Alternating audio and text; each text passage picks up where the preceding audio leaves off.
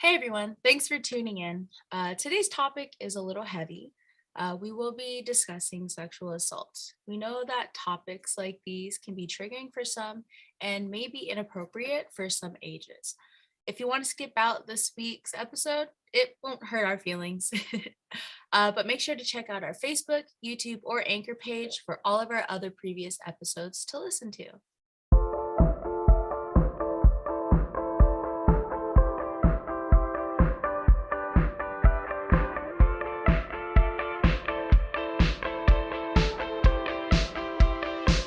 I'm Lamont, and I'm ready for today's important and courageous conversation. And I'm Leah. I hope that our episode today can help bring light to this topic. And you're tuning into The Lamont and Leah Podcast. podcast. It is the month of April, and some national holidays that caught my eye were today, April 10th. National Sibling Day and National Hug Your Dog Day. If you have siblings and you have a dog, why not give both of them a hug? If I have to. I don't know if I really want to. I'll hug my dog. Siblings? I don't know about that. We'll see. April 12th is National Only Child's Day. So if you're an only child, you can celebrate that day and have a great day. Take yourself out shopping. Get your hair done, your nails did. Patrick's an only child. And you can also celebrate with a grilled cheese because it's National Grilled Cheese Sandwich Day the same day. That one I can get behind. So I'm excited for Earth Week. I usually celebrate Earth Day. I play Michael Jackson's Earth song and stuff. But yeah, so if you're looking forward to if you are looking forward to participating or experiencing Earth Week, you can do that between April 17th and 22nd, and April 22nd is National Earth Day. Leah and I have been on a picnic. Oh, never mind. Wrong memory. That was actually Tira, me, and Kayla. I've been replaced. But I thought, like, for some reason, like, in my memory, I thought you were there. Maybe I just thought your spirit was there with us. Although back then, Tyra and I were kind of inseparable, so. Okay. That's okay. I love picnics. Mm-hmm. And April 23rd is National Picnic Day. Leah, me, you, Alfred, and Patrick should go on a picnic someday. Maybe. That might be fun.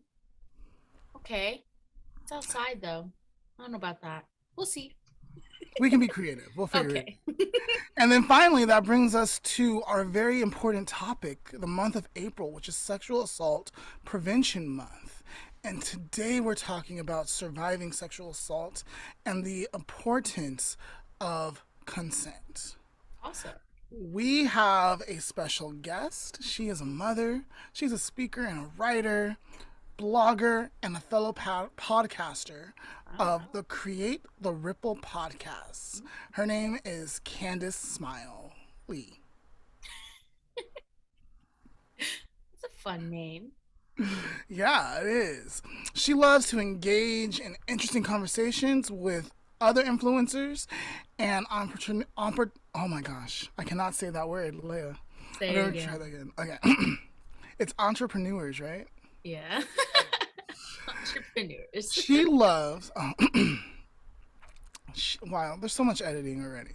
Oh, I'm not editing any of this. I'm gonna die, Leah. I'm not editing a single thing. All right.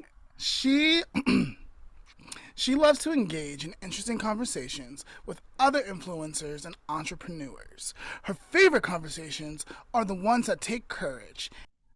Welcome, Candace, and thank you for joining us on our podcast. So glad to be here. Thanks, guys. Would you please take a moment to introduce yourself to our listener and viewer audience? For sure. So I'm a mom, first and foremost. Podcaster. I also market myself online, so I really enjoy being able to live. I'm living in a tiny home. I mean, people can't necessarily see that, but I'm living in a tiny home right now. And so everything I do is about creating this amazing life and lifestyle for me and my family. I've got an interesting story, which I'm sure we'll go into bits and pieces of today, but like points of trauma, both and some good things too. I mean, there's some significant moments. And so recently I've been coming to talk about those trauma points openly, honestly, so we can release some of the shame. I think a lot of people have stories that they don't talk about, and I want to talk about them so we can begin more dialogue around these things. And then some positive points too, where I think, hey, and I'm glad things happened and I got to this certain space and now we can talk about them. So I have a podcast called Trust the Niggle, Tell the Truth. And a lot of that is listening to that inner nudge that most of us hear or feel and ignore. And so most of my trauma points are because I ignored that. And also the good things happen because I followed that nudge that said you can go this way and it'll be a good thing. And then the telling the truth, which is really about first telling the truth to yourself, who you are, where you're at, the mess you're in, right? That sort of thing. And then to be able to live out from that truth in your integrity. Wow, excellent. Leah, do you have any follow up questions? Uh, no, not at this time. All right, all right. And go ahead. But I gonna have to check out your podcast. That sounds really interesting. So I'm just curious because tiny home thing. How many people are living in the tiny home? Four, four and two Wow. dogs. Wow. Yeah, we all fit in 250 square feet. Well, 350 if you add the two lofts where we get to, sleep and hang Mm, out. But for me, shrinking my life, so shrinking like the living space, the amount of space we're taking up, which includes the stuff that we don't need. We've embraced more of an essentialist lifestyle. So originally it was about minimalism, which happened because, if we backtrack into my story a little bit, I got left with a significant amount of debt, needed to leave a significant relationship. And so, I was sort of forced into minimalism because there wasn't, the finances to support it. And I needed to sort of hit the reset button on my life. And I didn't necessarily go into that, all, yoga and happy about it. It was sort of a forced minimalism. However, once I got there, I realized that it was actually like my anxiety would like disappear because mm, there was just less to worry about. There were less bills, there were less, like it was just less. And that sort of led me into the essentialist, which is less but better. So you can afford, you have the energy, time, money, you name it, the resources to buy the things you really want, to do the things you really want to do, but you focus on what's important now. What do I really need right now? What do I really want right now?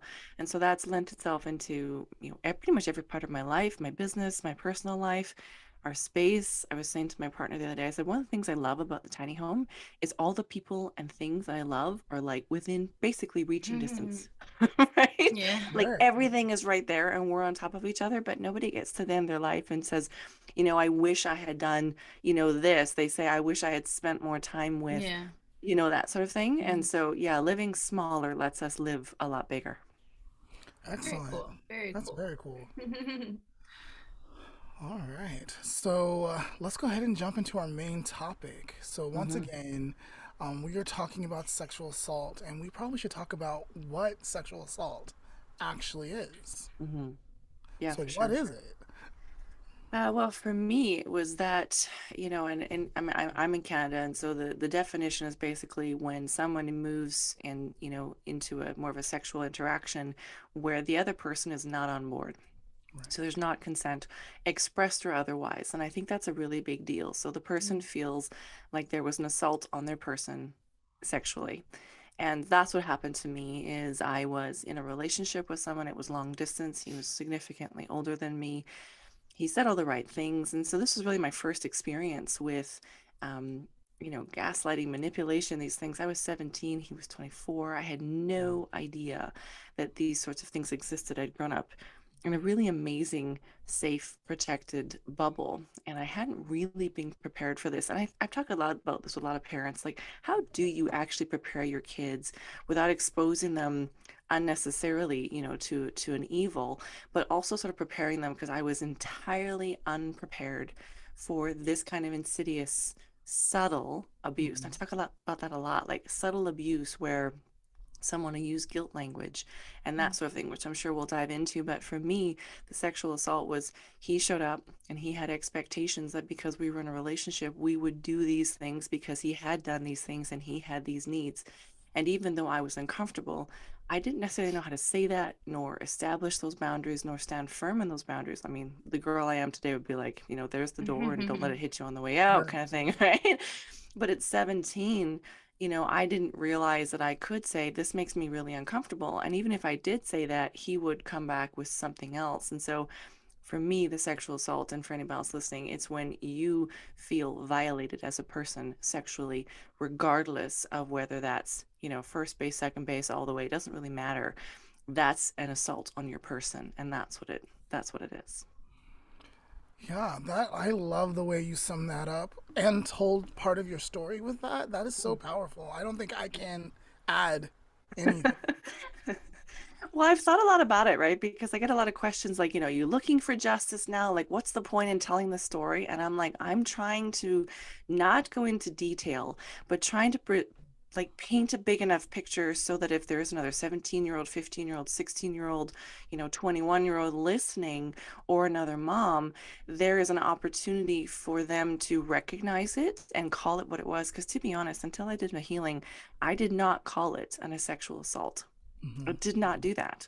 I would say, I was touched inappropriately. I kind of like, made it okay versus me finally coming to this point of a healing where I said, no, no, this is what happened. And whether or not he meant it that way, whether or not he was aware that that's what happened, that's not the point. The point is, I didn't have the words to say, I feel assaulted.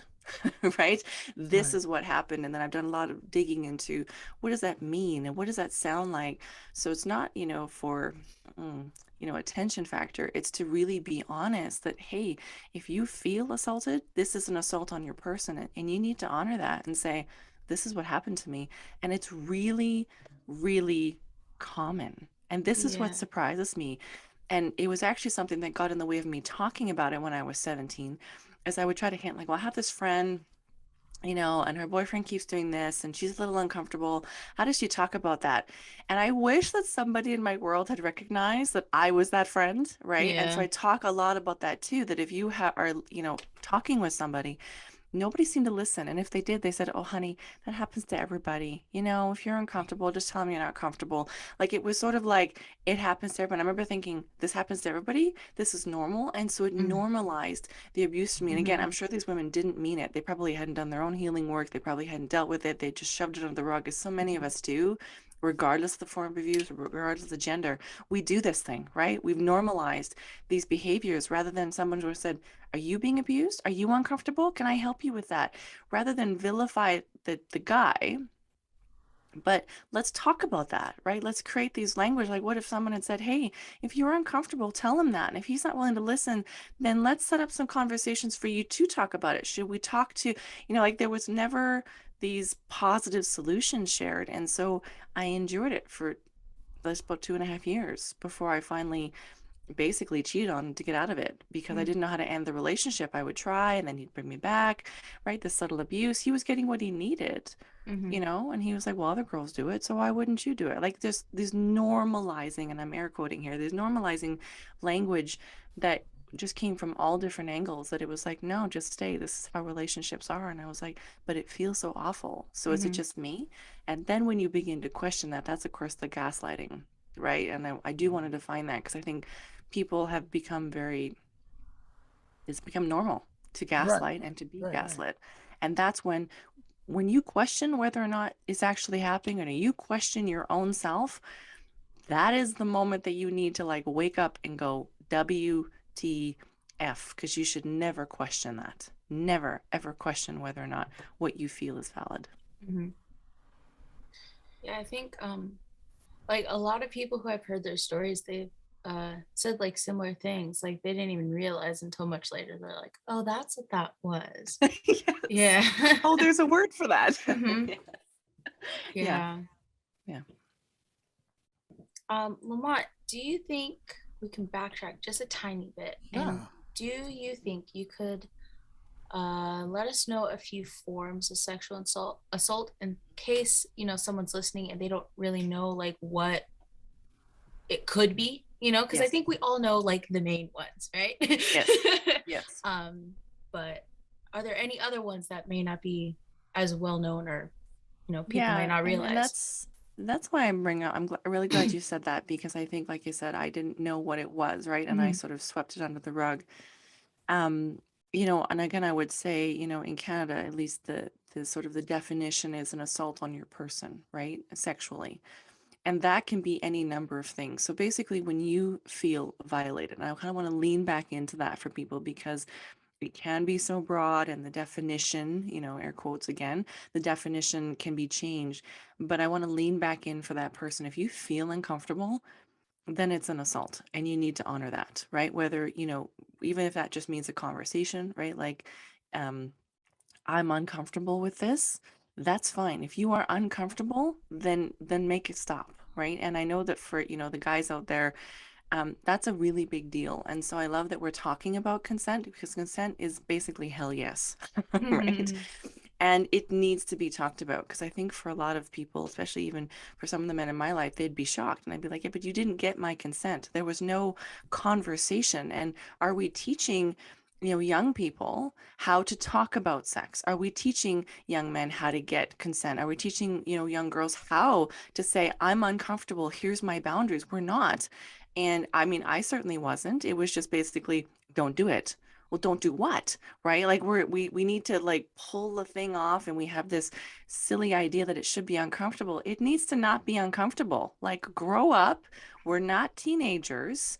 We need to talk about sex and we need to talk about it really, really openly, Mhm. right? Like this is a thing. So I Yeah. think that's been a really big deal for me. So for me, it felt like an assault because before he came, I had never been kissed. I'd never held the boy's hand. I had been entirely focused on my school. That was a personal choice. I wanted to ignore boys basically and graduate with really great marks. That was my personal choice. Okay. So here I am at 17. I've never held a boy's hand. I've never been on a date. I've never done any of these things. And so, it was overwhelming for me to have my hand held, right? Emotionally. It was overwhelming when he tried to kiss me. It was exciting, sure, but it was also like, am I okay with this? And Mhm. looking back at it now, I probably should have said, hey, this is entirely new for me. So we need to go slow, like Mhm. so slow. Like you should check in. Can I kiss you now? Do you feel comfortable with that? And it would have been lovely if I could have said, I'm not sure I'm comfortable with that yet, Mhm. you Yeah. know? And I'm thinking about, for a fun reference, right? Hitch, right? You go 90, right? Like you got to kind of give that space. And so, within 8 hours of him landing, we had gone from him grabbing my hand in the back seat, which I was like, am I okay with this? I think so. But there was sort of like a lack of specialness because it was just, in the back seat, right? Like to, the first kiss to, him whipping it out of his pants. And I mean, there's lots of places in between there. But the reality was, there were moments all the way through that where I was like, I'm uncomfortable and I want to stop. And so I really want to lean into that because there were violations of my privacy between there and there. They may have seemed simple, right? He'd probably been to first base lots of time. That was inappropriate for me. That was an assault on my Yeah. character. Like it was an assault on my person, rather, right? So I'm putting that out there, ladies. If he reaches out and he touches you in an area that you think, well, this is no big deal, it's a big deal. And Mhm. if it's a big deal, then you need to stop because if you don't want it, then technically that's an assault. And I mean, that's a really big deal and maybe, wouldn't be fined or in court. We're not talking about that right now. We're talking about boundaries. Yeah. Right. And so know yourself, right? Know yourself so that it doesn't get all the way to the point where it would be a full on sexual assault, however you want to define that. Mhm. So, yeah, it could be honestly, I would have been comfortable being touched between my shoulder and my elbow. Like that was kind of it for me at that Mhm. point. And so to go from zero to all the way was a significant assault and mostly like in my mind and in who I felt like I was. And then I was like, did I want that? This was a lot. I hadn't had time to process the emotions.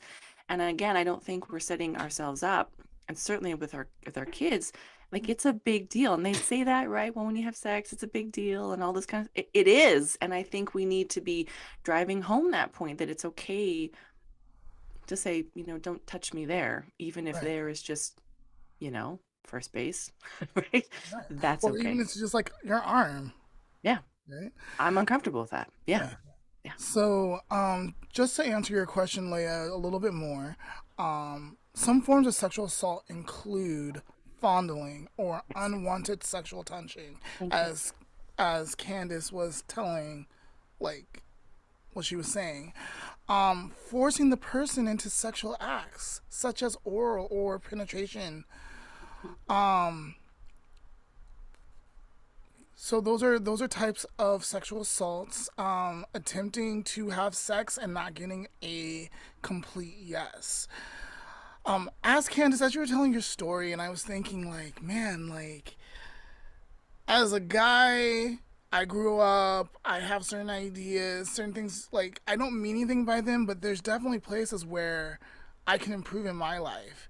And so one of the things that came up for me while you were telling all of this was a few incidents between me and my brothers. So we call ourselves the Jewel Brothers, and we kind of live together. Some of us live here, and then like some of us come and visit or whatever. Um, but there's been times I would smack them on their butts, like because they're being stupid or whatever. And like one of them said, "Hey, like I don't like that. I'm not comfortable with it." And like me thinking it's no big deal, like I'm not trying to do anything like sexual or anything, but I was like, "Don't like, what do you mean? Like, don't it's not a big deal. Don't worry about it. Like, chill." But then us like having that conversation because we do feel safe with each other. It's like he's like, "No, I really don't like it. It makes me feel uncomfortable. I need you to honor that." I'm like, "Whoa, okay, so this is a serious thing. It's a I need serious to thing. focus in and thing."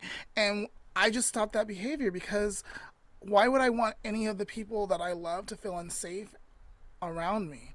And so my next question is, why does sexual assault happen? Well, again, I think it's like what I alluded to before. We've normalized it, right? Because it's happened so often, or, it's hard. And kudos to you for acknowledging that and saying, I didn't mean it. And that's what I was saying. Like, I know a lot of people don't mean it. But anytime I would say that you are justifying a reaction, that's a point for you as the person to say, wow, maybe I am being a perpetrator right now. Maybe I am continuing this cycle because it's been normalized. And so I'm saying, like, I'm thinking, for example, when, we hadn't gone all the way, he and I, for example, right, penetration, and he'd whipped it out and he said, well, just touch it. Just touch it. Anytime you hear those words, there's a justification there, right? And there's a negotiation that's going on. Anytime you hear yourself say something like, well, let's just do this, you need to look at that because that's that person attempting to renegotiate a boundary that maybe you've said, I don't really want to do that. Well, let's just do this. No, no, no, no. That is a boundary cross. And so I want to flag someone who's sitting there listening. If someone's saying, well, let's just do this. Let's just go out next weekend. Let's just go for dinner. Ladies, there's the justification. And you are now in a negotiation. And once you give that little bit, then he'll say, okay, well, you just did that. So, well, we just did that last night. Let's just do this tonight and see if you're still comfortable. No, no, no, no, no. There is no just, period. Okay. So I think a lot of that comes up is that we're not willing to talk about it. And then it gets sensationalized with stories like mine. And then we really don't want to talk about it.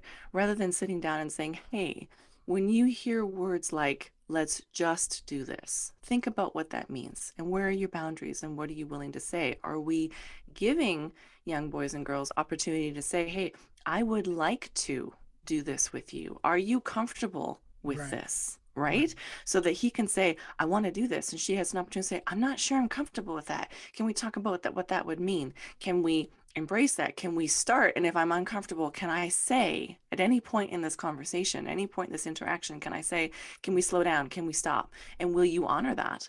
I think that's a really powerful thing to do so we can allow the exploration, which is inevitably going to happen, with an opportunity to say, and let's say you do something and then you're the girl lying awake at night and thinking, I'm actually really uncomfortable. I didn't know I was going to be uncomfortable. I really thought I wanted it, but I don't think I want it anymore. Is there enough safety in that relationship to be able to say, I don't want to do that again? Right. Without the, well, we did it last night and I really enjoyed it. Who gives? if you'd enjoyed it. I didn't, right? And I think that's the subtle abuse, right? And that's Mm-hmm. unfortunately, the onus is on us as women or as the one who's receiving it to say, I'm really not comfortable. And I know that's Mhm, risking the relationship because maybe you want something I'm not willing to give, right? It's not, can't be mhm, transactional here. And for the other person to say, okay, I really care about you. So let's work that out. Let's talk it out. Let's figure that mhm, out. And I mean, I know that's a lot to ask, especially for teenagers and young adults. But I think at the end of the day, we've normalized it happening. We can also normalize it not happening by these really great conversations where there can be, ebbs and flows. Yeah, I love the fact that you're talking about after the fact. So like say like an incident does go down and say like they did Mhm. everything right. Yep. Like can I Yep. bring it up Yep. and it be okay for me like not to do it again and Yeah. then not be upset or angry Yes. or at least be like willing to have the conversation. Um I think even if they are upset or angry, maybe because they don't understand, because maybe they're not angry at You're allowed to it be upset. That's the thing. happening again, You're but allowed maybe to be yeah, upset, right? You're allowed to say, I'm really disappointed about that. But there's a way to say that without, inflicting guilt. And guilt language is really insidious. And so I want to call that out. So if somebody's listening to this, listen for guilt language. If you feel bad about it, that's guilt language. The other person's allowed to have their reaction. So I can say to you, I don't want to do that anymore. Mm-mm. Let's not do it. You're allowed to be like disappointed, mad, upset. You're allowed to do that. You are not allowed to make the other person feel guilty for that. Now, right. if the other person accepts the guilt, that's their call, right? That's mhm, Right. again, is sort of this big conversation. So we have to have that, as a woman, if you say, hey, if he feels upset, you don't get to take that on. You get to stand in it and say, I'm sorry. I don't want to make you feel bad, but I need to slow this down. I need to mhm, really think about what that means. And the other person, right? So it's a lot. And I think we're missing an opportunity if we're not talking about, all of those things that come with consent. It's so mhm. much bigger than yes or no. Right. It Yeah, is. It is. yeah. I'm gonna bring this up because I know there are people who will be make this argument, even though I personally don't have this argument. Um, what about if you're under the influence? Oh, well, Good here's point. Good something point, funny for Leah. you. So I often wondered about that, right? And I got myself into a couple situations where I was like, I wouldn't have done that if I was, sober. And to the guys out there, or the person who's initiating, right? Let's take gender out of it entirely. Um, if somebody's under the influence, just don't go there. Like, save yourself the hassle and just take them home and put them to bed. Even if they're all over you, even if they're like, well, she wanted it. Yeah, well, if she's had a few beers, like she's out. So don't, right? If he's, pushing you, he may regret it in the morning. So just don't. I think that that's just a really smart, emotionally intelligent thing to do. Be sober when you do it until there's very clearly established boundaries and you're good with it. For me, because of what happened to me, I did end up being, I would use sex to continue to hurt myself. So I didn't drink, I didn't do drugs, I didn't do any of those things, but I would have illicit, relationships that were not supportive for me. And people would meet me in a bar and they would buy me a drink. And I would look at them and say, look, if you want to get me into bed later, I make all of these decisions sober. And so don't buy me a drink. If you want to buy me a drink and we're just going to hang out, that's fine. And most of the time, the guys were shocked. And I said, yeah, you don't need alcohol. I will make that decision. I will make it sober because for me, it's really important to have consent. And they were just like, wow, which, would usually kill the vibe. But if they were good with it, they would say, that's awesome. Do you want some water? Should we have a conversation? And so we would have very adult decisions around this. And so I would say that, like ladies, just be smart about it, right? Otherwise, honestly, if I see a woman who's over drinking, there's usually a trauma there that she hasn't dealt with, maybe sexual, maybe not. And so I think as guys or as people initiating, let's just call it that, you need to be honest about that, right? I think you need to be looking at people and saying, oh, that's probably not somebody I want to engage with. And if not tonight, then maybe later. So don't operate from a scarcity mindset, right? You really want to sleep with her and she's had too much to drink, take her home, be a gentleman. She'll still want you tomorrow. Like, if that's the reality. And if she doesn't, then maybe there's a bigger issue going on. So, a couple of things. I like Mm, how you started with taking gender out of it. thank And you. then I also liked when we're saying like don't do it under the influence, make sure we have like we develop a relationship, we have boundaries in place so we know it's okay, because that's a hard conversation, because my kids ask me about that and I Yeah. usually tell them don't do it under the influence, but like I know, like kids I work with, I know that they're going to drink and they're Yeah. going to do things and experiment and stuff. It's part of their growing up. Yep. And so I think the conversation probably needs to switch to like resist. Like if you're it's not something you're really interested in, do it sober. And Yes. then Do once it you sober. develop that relationship, talk about it. Yeah. Like if I'm drinking, what are the boundaries? If Yeah. I'm high, what are the boundaries? Yes.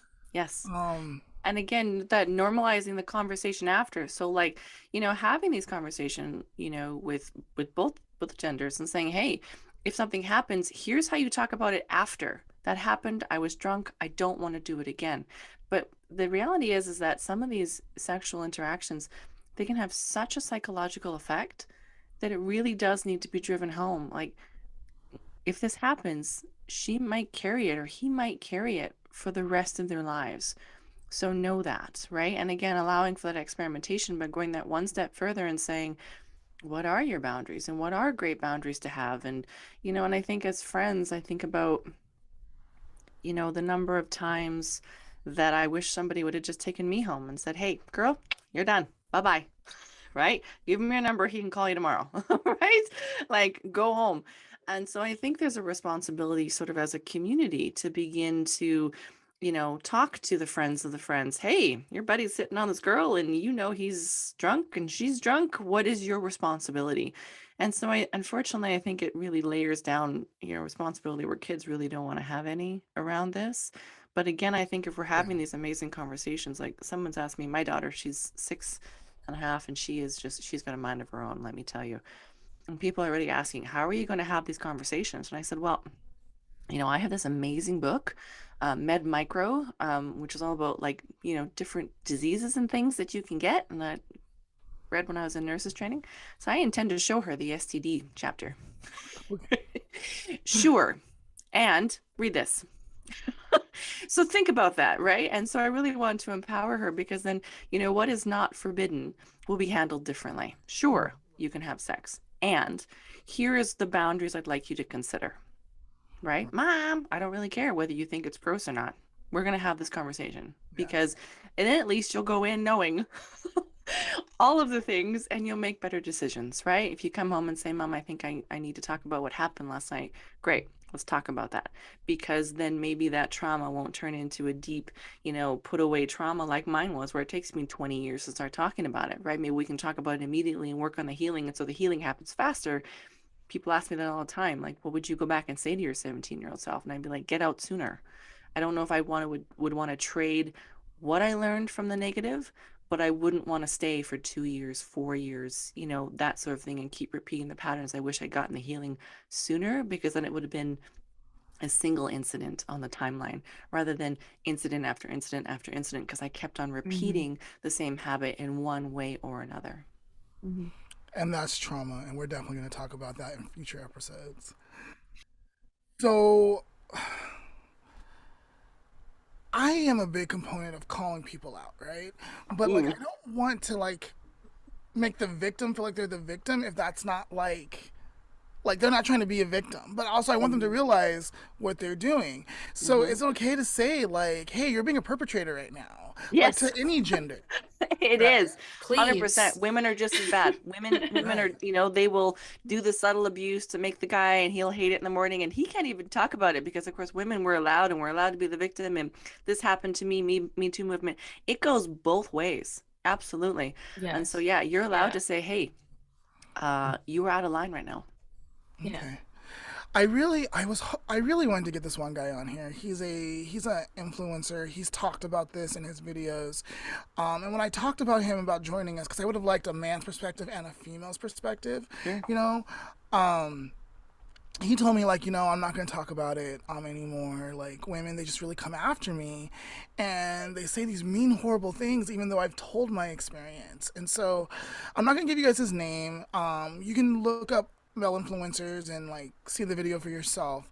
But I think I can share his story a little bit. He basically got drunk and he passed out and he woke up to a girl that he was talking to, chatting with, having a good time with on him. And like in his video he's talking like, whoa, like what's happening? I don't understand. Like, did I agree to this? But he's like, I'm the guy. So, and it's happening and it's working, so I have to, but did I really want to? And like, and so it turned into this like big, huge thing for him. So, ladies, I'm just saying, like, yes, guys are desirable, and we don't want them doing that stuff to us, like us waking up and having It's a two-way that. street. We want to make Absolutely. sure we're all 100%. being respectful. We're not all being perpetrators. We're not being disrespectful, and we're all in it together. Like this is something that we Yeah. really want. Oh, 100%. And I would say that, I mean, I've seen some women who are way worse and make men feel incredibly uncomfortable. So I would say absolutely, just because I would say men, because I know oftentimes that's what happened for me. But at the same time, I also had women that hit on me who were just as, brutal. And I was like, no, I don't want to do that for whatever reason. Right. So I think it's a people problem at the end of the day. Consent needs to be talked about, and it needs to be talked about again, this whole guilt language. And unfortunately that woman, didn't listen, right? And just went with the flow, Yeah. unfortunately. All right, Leah, go ahead. Yeah, so forward tracking a little bit. Yes, let's do it. Yeah, so let's just move on to talking about consent. Mm. Um, so like I'm pretty sure people know what it is, but we should Mhm. probably define it in case someone is like questioning what exactly it is. Um, I love that you guys are so willing to talk about some of these things. Like, I'm like, let's do this. Let's talk about all of the things. yeah, so something you already said is consent is more than a yes or no. What did you say? It's like a hell yes. It's a hell yes. They think that's what you said. I liked Yes. that. Lamont, can you give us just a quick little like 1 or 2 sentence definition? Yeah. Yeah, I believe consent must be freely given and informed, and the person has the right to change their mind at any Yes. point. Oh my gosh. Repeat that part again, please. So, consent should be freely given, freely, and informed. Informed meaning we're talking about what feels good to me, what doesn't feel good to me, what I'm okay with, what I'm not okay with. And if at any point in time I'm feeling uncomfortable, I can say, hey, like, I want to stop, or I want to pause, or can we just cuddle? And it'd Yes. be okay. Oh, that's so good. This part about changing your mind, Mhm. so important. I know that so many times, especially as I was learning how to say what I wanted and what I didn't want, it's okay to get partway through and go, whoa, I don't want to go any further. I don't want to do this. I just want to do that. Let's pause it here. Again, there's that just again. Um, and the number of times that guilt language was added to that, well, now I'm going to have blue balls, or now, now this will happen, or now whatever. That is not honoring consent. And you're allowed to say, oh, dude, I wanted, and go, oh, fine, right? You are allowed. Like, that's the thing. The person who's putting up the boundary has to respect that the other person is going to have an emotion about that. And that is allowed. And you don't have to change your mind just because they're upset about it. You can hold space for them. You can do the thing and say, sorry, let's come back to this another time, or I'm just not comfortable. I'd like to go home, whatever it is, whoever it is. That's really, really, really important. And in movies, of course, we see that she's like, oh no, like, let's keep going. Like, say it's the guy, right? Who says, I don't want to do it anymore. That's also not okay, right? Ladies, it's not okay. Once somebody puts up a boundary and says, I'm a little uncomfortable, even I would say, especially this is why we do it sober, you sense a resistance. You've touched them in a way, there's a sense that they're just holding back. Wouldn't it be great if we could begin to raise a generation of people who could say, hey, I'm sensing some resistance. Where are you at? Hit the Right. pause button. Just hit the pause button. They'll respect you all the more. And they may do a fawning thing, which is a new term I've recently learned, which is where you try to bring the person back because you're trying to, so you pull back and say, hey, I'm getting some resistance here. Are you feeling okay? And they go, no, I'm okay. That is a fawning response where they don't want to lose you, where they're uncomfortable, but they're ignoring it. These are important things that we need to be talking about so that he can say, no, I'm really not sure you're comfortable. Or she can say, I'm really not sure that you're actually comfortable. And that's totally cool. Normalize, taking a different pace, normalize taking it slow. We don't need to live in the scarcity mindset where I got to do it right now or I'm going to lose it. No, that's not going to happen. Real relationships, real damn good relationships take time and they respect boundaries. In fact, they honor them. They're like, are you sure you want to go here tonight? Are you sure you feel okay with that? You still feeling good? Awesome. Let's keep moving forward. And so, like I was saying, to your question, Layla, like it's got to be a hell yes. Like absolute body's into it. Everybody's into it. Everybody's sober. And that's just why I'm saying, for your for your kids, right? Like you were saying, just do it sober. Just make that a commitment to just do it Yeah. sober until those rules are established. And yeah, I think about even to the point of we've had this very transactional idea, right? We'll go out, we'll have dinner, then we'll Netflix and chill. What if you just want Netflix, right? What if you just want to hold hands? Yeah. I can think about my own experience recently where I finally did the healing work. And I realized that I had little things like in my relationships, I would always start with, if I can say it, a blowjob. That's how I did it. It was just that was part of it. I give, then I receive.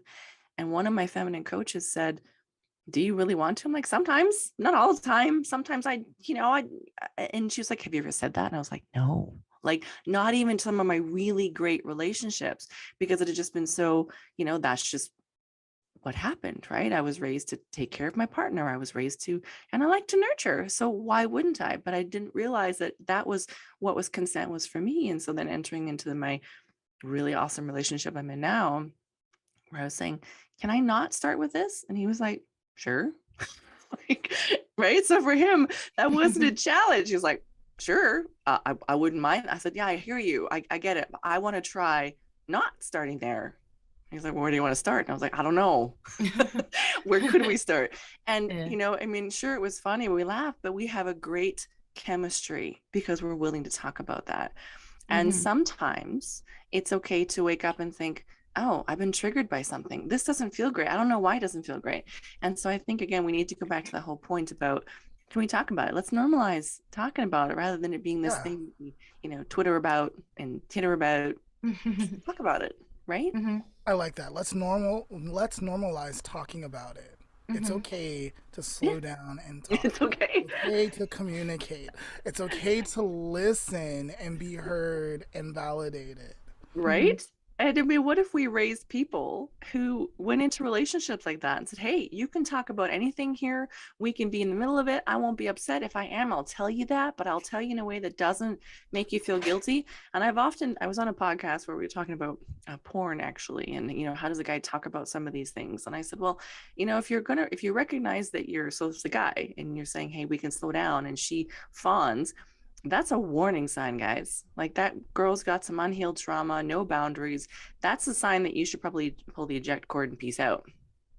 Right. So, what if we raise other people that said, you know what? I think we are going to pause today. Let's pause. And tomorrow we can talk about this and just figure this out. Because you know what? If somebody had said that to me, because I would often fawn in a relationship, so even if I found a great guy, right? So then I would use him to hurt me. What if he had said, you know what? No, this is a fawning behavior. I'm going to call it out. Sounds like maybe you got some stuff to work on. That's cool. I think you're a cool chick. I still want to hang out. But what's going on there? Right. And it's not his job to fix me. But wouldn't it have been great if he had been strong enough to say, sounds like you've been hurt. What's going on with that there? Great. Do you have a counselor you're seeing? Yeah, I still want to see you. But I kind of want to, hit the pause button on this whole sexual thing until you talk to me about what that means. And that might be the end of that relationship for a season. But again, why are we functioning from scarcity? Why are we doing Right. that? Right? Why are we not creating space? That'd have been wonderful for me. I'd have gone home and thought, wow, I met one that isn't like everybody else on the planet.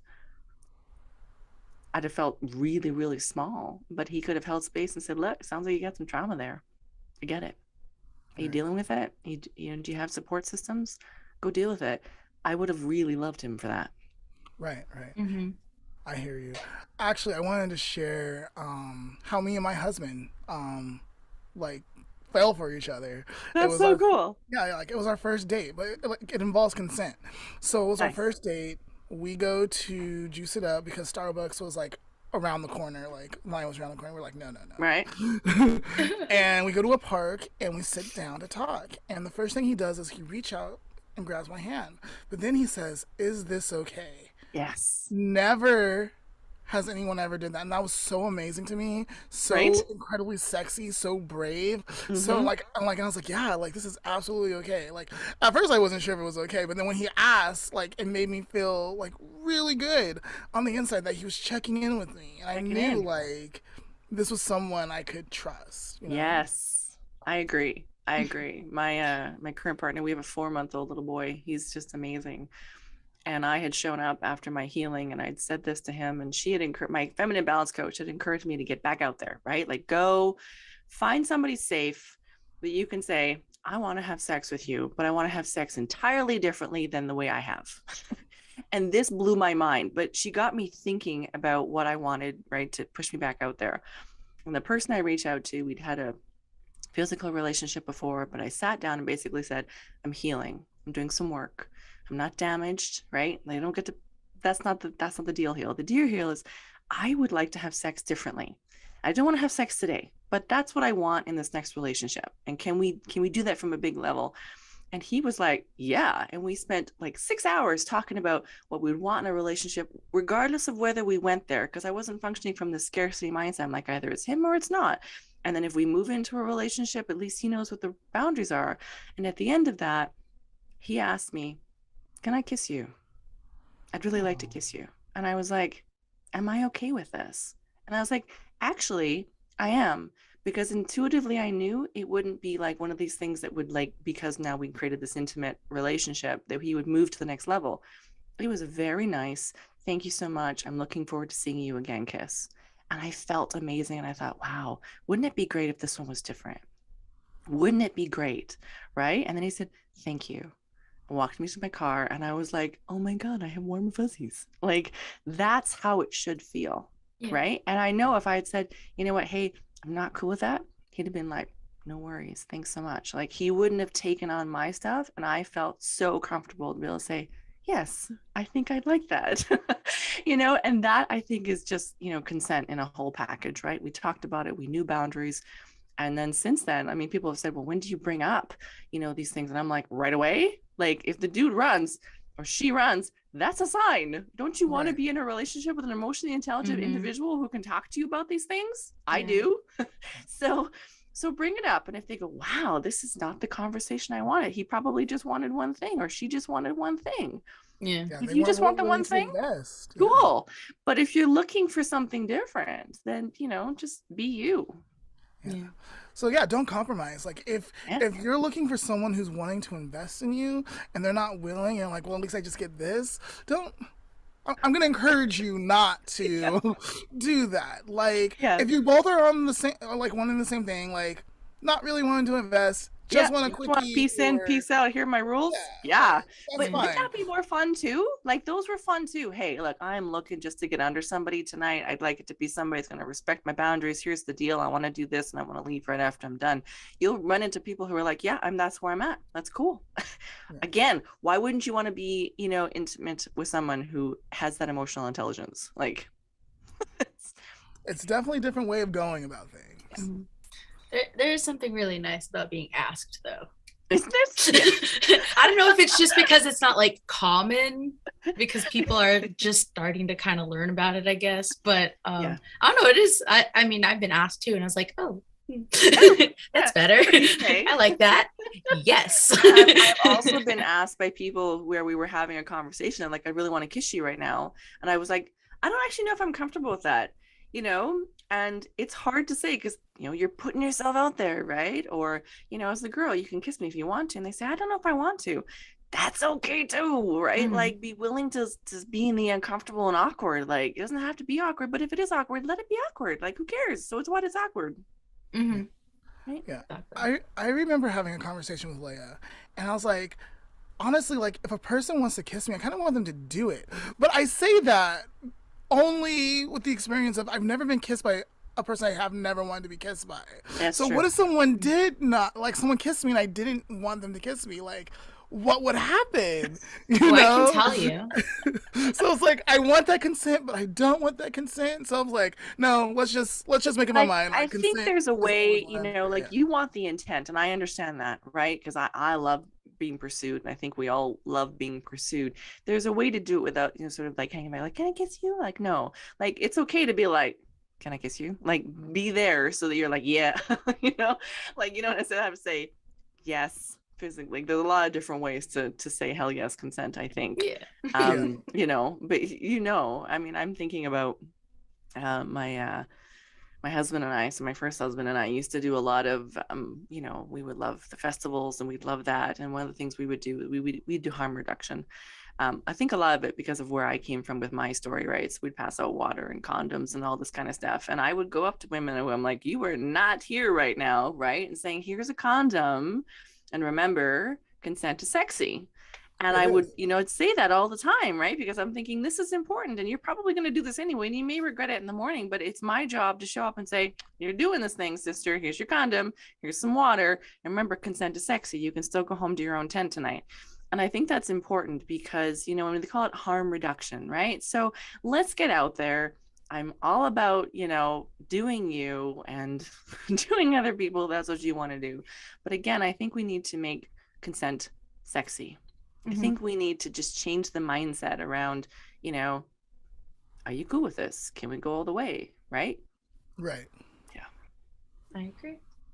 Mm-hmm. I think that's like a perfect natural like break in our conversation. So Mm-hmm. let's actually take a break, Sure. and then we'll come back. We'll wrap up, and we're also going to be sharing some resources if people need to reach out or feel like they need help or something. So let's take a break, and we'll be right back.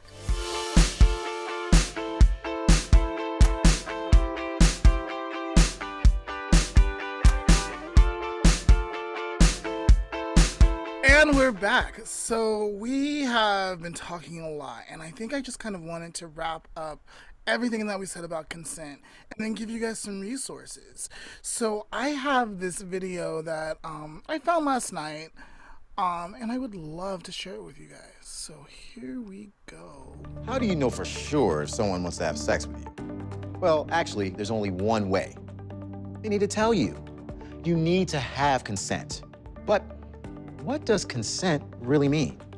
Consent means both parties are really, truly into what's going on. This means that nobody is being guilted or pressured into doing anything. Silence does not equal consent. Some people think it's not rape unless there's fighting, screaming, or someone yelling no. But that's not true. Communication doesn't always happen with words. Body language can say a lot if you pay attention. Are they leaning in or are they pulling away? Do they look happy or do they look uncomfortable? Are they kissing you back or are they just staying kind of still? You have to pay attention to all the signals. This includes body language and words. No one can read minds, so it's always good to talk about it. Asking for consent doesn't have to be awkward. Asking for consent can actually be kind of sexy. Want to show me your bedroom? Show me where you want me to touch you. Do you want to help me take these clothes off? So, let's break this consent thing way down. 1, everyone's clear about what's about to happen next, and they're happy about it. If you're making out with someone for the first time and you want to go further, check in first. Can I take your shirt off? Want to try something different?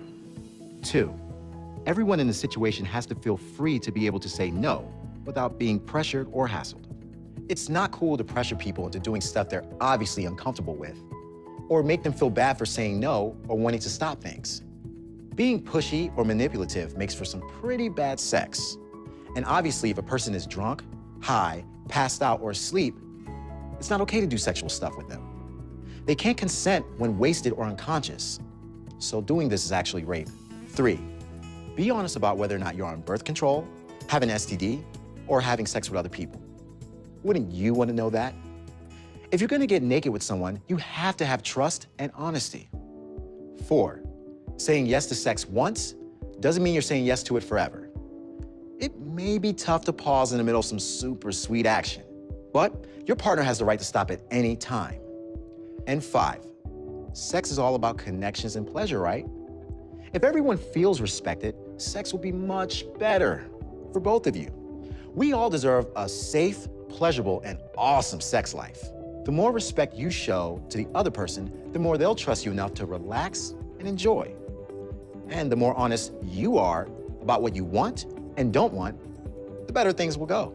Yeah, so you can check them out, Planned Parenthood out, for other helpful tips. But yeah, I thought it was a really cool video. And I was like, you know what? That's a really nice way just to like wrap Like, you nailed everything. it. Like, you totally nailed it. I was like, yeah, dude, that's about it right there. I'm not sure if Leia's happy with it. I have thoughts. Ooh. Oh, what are your thoughts? Okay, the first thought is I'm glad they used someone very attractive. Yeah. Oh, okay. Yeah, very attractive. That was very easy to Sorry. watch. That's important. It was easy to watch. Yep. The second one, unrelated to it. What do you think the casting call was for that? Like, have no- for like the little scenes where they're just like, okay, so what you're gonna have to do is you're gonna have to like make out. Yeah, exactly. Like, And oh, there'd be okay. some consent there too, I'm Yeah, sure. yeah, Right? yeah. Some consent to making out with a stranger, or Mhm. who knows. I absolutely love the diversity. I love the girls, the guys, the heteros, the different diversities in their nationalities. It was very nice, actually. very good. Planned Parenthood did a really good job, actually. And then my third comment is that I just thought it was well informative. For sure, for sure. So, I used to volunteer at Riverside Area Rape Crisis Center. So we live in California. Well, Leia's currently back in California. And we live Reno Valley. That's where we grew up, Riverside County.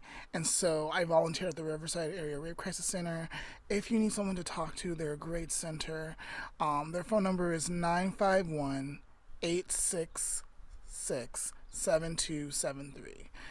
And say you're not in California and you're not in Riverside. No, Like, not. and you need someone to talk to or connect with. There's a national hotline, and you can call 1-800-656-HOPE. That's 1-800-656-4673 to be connected to a trained staff member for sexual assault services provided in your area.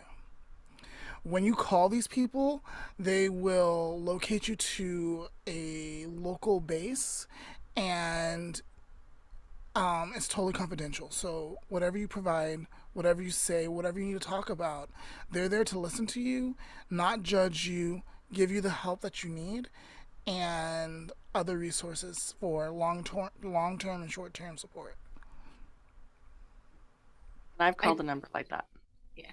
So I do want to point out that that number also works in Canada. So Nice. Yeah, Thank it's you. the same number. That's important.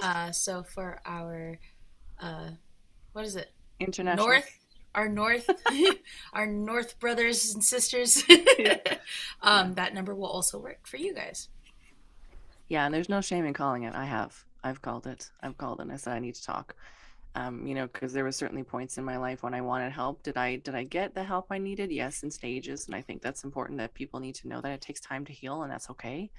Absolutely. And I was always connected to amazing people that helped me, through one step. And I mean, you got to be honest with your counselor. And I wasn't always honest about the fullness of what had happened or what was happening and that sort of thing. But there is no shame in making that phone call. And there are really awesome people on the other end who you'll hopefully just feel a feeling of relief. At least I always did. I just want to say, like, the more honest you can be with yourself in the situation, I'm not going to say the faster you heal, but healing will take greater amounts of happening when we're able to be honest with ourselves. 100%. Awesome. I think that those are the ones that we have.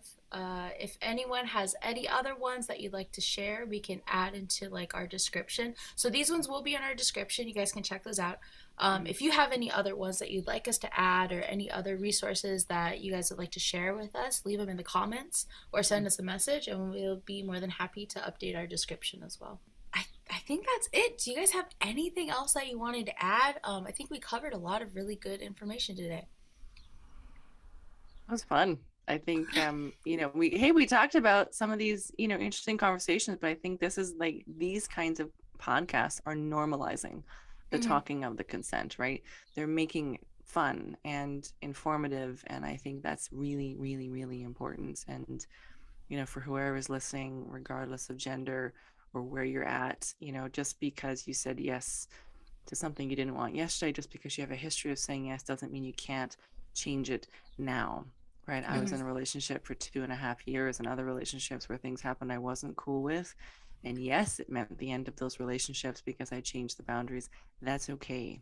Right. Fast forward, 21 years later, and I'm in a phenomenal relationship where consent is a thing all the time.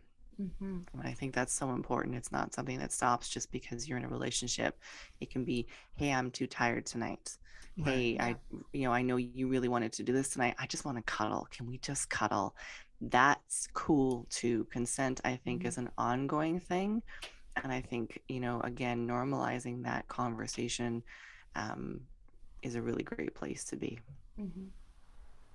I agree. I agree. Me So, too. Candace, thank you so much for talking with Leah and I today.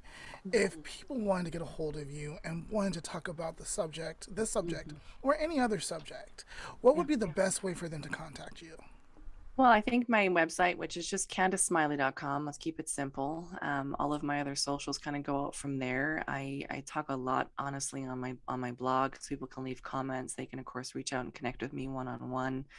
I'm not a coach. I don't pretend to be, but I do share my story very, very honestly on my podcast, which is the Create the Ripple podcast, which you can find on any of the major platforms.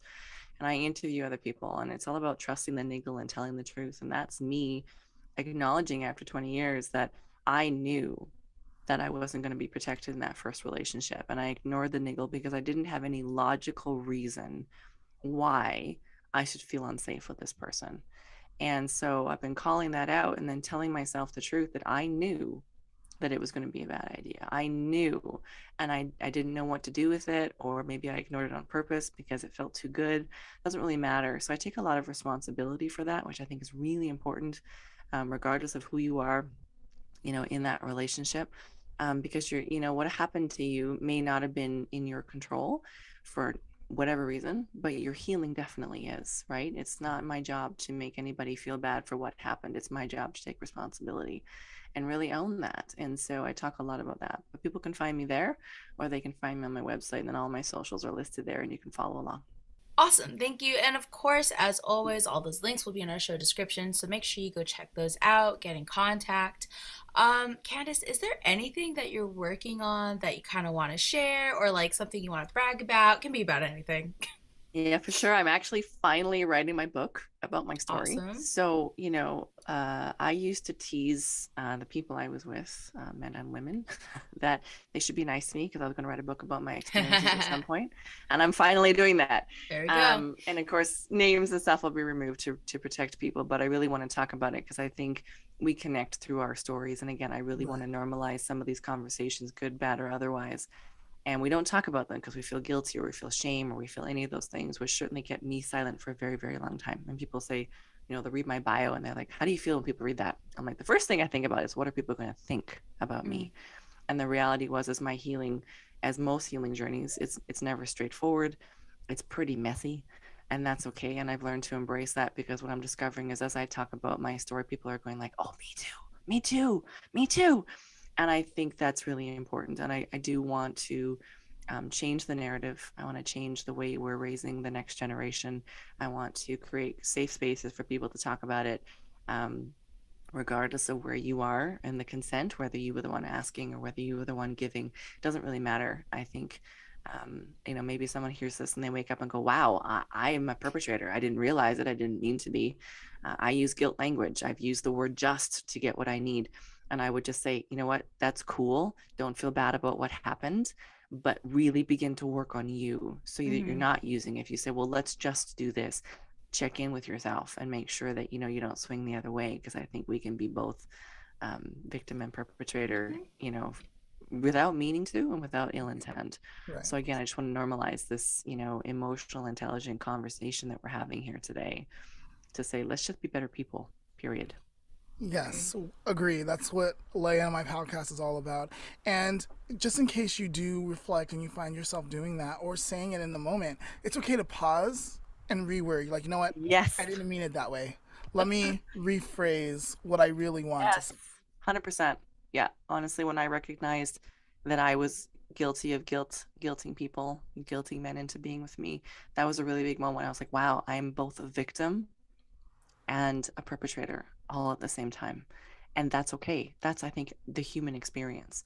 And what an amazing opportunity, because it just showed me how unhealthy I was, that I was just so, willing to push for love. I was so needing, and, we shouldn't do that, right? Like I don't want to shit on people, but there's so much more in terms of creating a healthy relationship. And does it work? Hell yeah. That's okay. Are you going to have what you need tomorrow? No. Yeah, but here's the deal. When you feel good about you, when you've dealt with your traumas and you're moving forward, you attract other people who are Mm-hmm. also healed, and then you get into really great Yeah. relationships. And I mean, well, what I've told my 17-year-old self, just chill out and focus on you, find some great girlfriends, travel the world, do some things, make some mistakes, but honor yourself all the way through, because you'll meet great men. I did, Mm-hmm. and I have. And it may last, it may not last. That's okay. But you got to make sure you're okay with you first. Yeah. So if there's anything else that people should pick up from this, is take care of you first, Yes. and then the rest will take care of itself. Yes. Awesome. Candace, thank you once again for coming on today. We really appreciate you and this conversation, and we really do hope it's going to help people and change their lives. So, as always, thank you guys for watching, for listening. If you feel like supporting the podcast, there's a link in our show description that you can help Lamont and I make more content where we talk about these types of conversations and hopefully help change the world. So, yep. Thank you again.